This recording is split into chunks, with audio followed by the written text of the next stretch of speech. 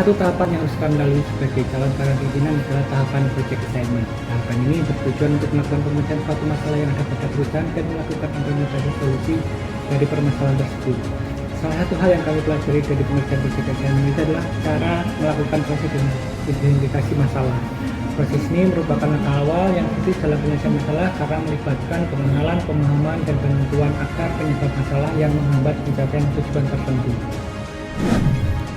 Dalam project assignment ini, menurut saya yang paling menantang adalah ketika kita sudah menemukan masalah-masalah yang ada di perusahaan. Lalu kita harus bersama-sama merumuskan masalah tersebut. Saya menjadi tahu bahwa merumuskan masalah itu cukup pelik. Karena dalam merumuskan masalah, proses tersebut harus menggambarkan masalah secara jelas, spesifik, dan terperinci. Sehingga memungkinkan untuk pemahaman yang lebih baik dalam pengambilan langkah-langkah yang tepat dalam penyelesaiannya. Langkah ini sangat penting dalam proses pemecahan masalah dan seringkali menjadi langkah kunci menuju solusi yang efektif.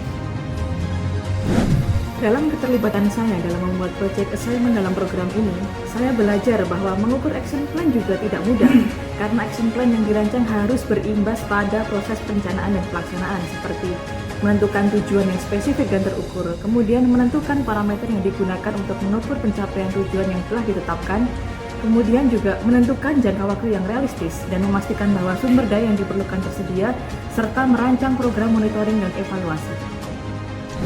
Dari mengerjakan plan ini, kami berlima harus secara intens berdiskusi dan brainstorming.